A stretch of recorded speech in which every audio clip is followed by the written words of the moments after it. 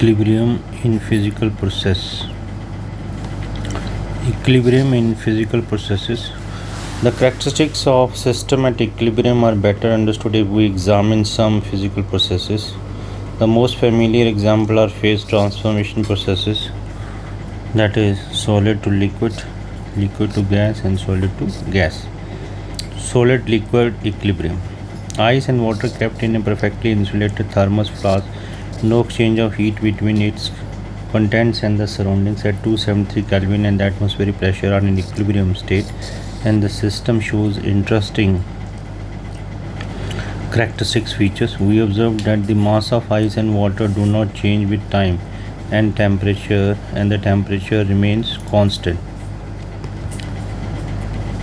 However, the equilibrium is not static. The intense activity can be noticed at the boundary between ice and water.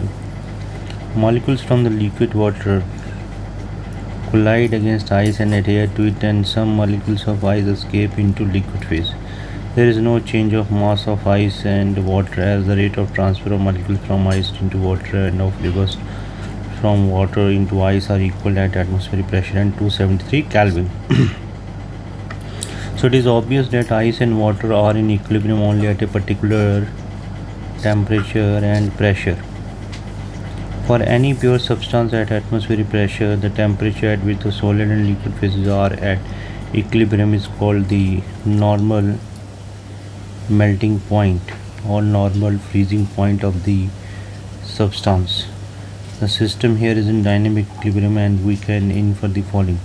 Both the opposing processes occur simultaneously. Both the processes occur at the same rate so that the amount of ice and water remains constant. Liquid vapor equilibrium. The equilibrium can be better understood if we consider the example of a transparent box carrying a U-tube with mercury manometer. Drying agent like anhydrous calcium chloride or phosphorus pentoxide is placed for a few hours in the box. After removing the drying agent by tilting the box on one side, a watch glass or a petri dish containing water is quickly placed inside the box. It will be observed that the mercury level in the right limb of the manometer slowly increases and finally attains a constant value, that is, the pressure inside the box increases and reaches a constant value. Also, the volume of water in the watch glass decreases. Initially, there was no water vapor or very less inside the box. As water evaporated, the pressure in the box increased due to addition of water molecules into the gaseous phase inside the box. The rate of evaporation is constant. However, the rate of increase in pressure decreases with time due to condensation of vapor into water. Finally, it leads to an equilibrium condition when there is no net evaporation. This implies that the number of water molecules from the gaseous state into a liquid state also increase till the equilibrium is attained, that is, rate of evaporation, rate of condensation. So at equilibrium, the pressure exerted by the water molecules at a given temperature remains constant and is called equilibrium vapor pressure of water or just vapor pressure of water. Vapor pressure of water increases with temperature. If the above experiments are repeated with methyl alcohol, acetone, and ether, it is observed that different liquids have different equilibrium vapor pressure at the same temperature, and the liquid which has a higher vapor pressure is more volatile and has a lower boiling point.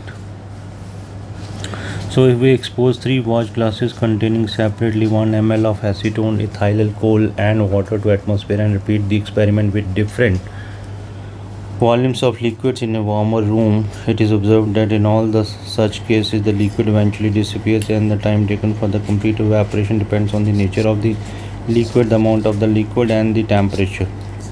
When the watch glass is open to the atmosphere, the rate of evaporation remains constant, but the molecules are dispersed into large volume of the room. As a consequence, the rate of condensation from vapor to liquid state is much less than the rate of evaporation.